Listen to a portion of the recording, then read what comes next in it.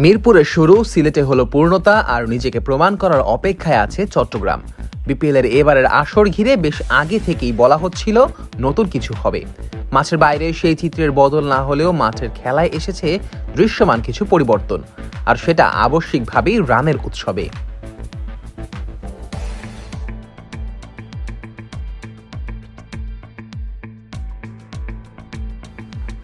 বিপিএলের 11 আসরের মাঝে এবারই প্রথম উদ্বোধনী দিনে রান উঠেছে 700 এর বেশি। প্রথম দিনের রানের উৎসব যে আকস্মিক ছিল না তার প্রমাণ মেলে আসরের পরবর্তী দিনগুলোতে। এখন পর্যন্ত এবারের বিপিএলে হয়েছে মোট 20টি ম্যাচ, তাতে 8 বারই পার হয়েছে দলীয় 200 রান, যার অর্থ প্রতি 5 ইনিংসে একটি করে 200 ছাড়ানো দলীয় সংগ্রহ দেখা গিয়েছে এবারে।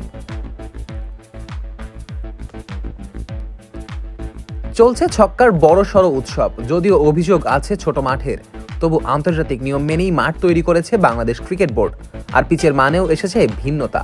তারই সুবিধা ভোগ করছেন ব্যাটাররা। চলতি বিপিএলে ম্যাচ প্রতি গড়ে 17-এর বেশি ছক্কা দেখা গিয়েছে। এখন পর্যন্ত দেশের সর্বোচ্চ এই ঘরোয়া আসরে হয়েছে 342টি ছক্কা। ম্যাচ প্রতি ছক্কা 17.1টি করে। দুনিয়ার সবচেয়ে বড় ফ্র্যাঞ্চাইজি লিগ আইপিএলে প্রায় সমান সংখ্যার ছক্কা দেখা গিয়েছে বিগত আসরেই। 2024 আইপিএল এর 74 ম্যাচে ছিল 1260টি ছক্কার মার, যার অর্থ ম্যাচ প্রতি ছিল 17.072 ছক্কা। তবে 2023 আইপিএলে একটি ম্যাচে ছিল 15টি ছক্কা করে। বলের হিসেবেও আইপিএল থেকে খুব একটা পিছিয়ে নেই এবারের বিপিএল। 2024 আইপিএলে প্রতি 13 বলে একটি করে ছক্কা দেখা গিয়েছিল, আর এবারের বিপিএলে 13.33 বলে একটি ছক্কা দেখেছেন দর্শকেরা। চারের ক্ষেত্রে অবশ্য একটু পিছিয়েই আছে বিপিএল। 20 ম্যাচে এবারের বিপিএল দেখেছে 571টি চারের মার, ম্যাচ প্রতি হয়েছে 28টির বেশি চার। আইপিএলে 2024 সালে 74 ম্যাচে গড়ে হয়েছে 29.37টি বাউন্ডারি। অবশ্য পাকিস্তানের পিএসএল আরও খানিকটা এগিয়ে। পিএসএল এর গত আসরে প্রতি ম্যাচে হয়েছিল 30টির বেশি চার।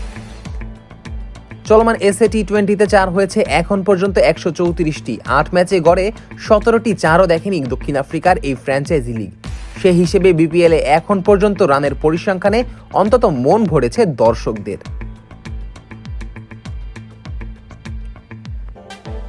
বিপিএলের এবারের আসরের পরিসংখ্যান ঠিক কতটা সমৃদ্ধ তা টের পাওয়া যায় আগের আসরগুলোতে চোখ রাখলে।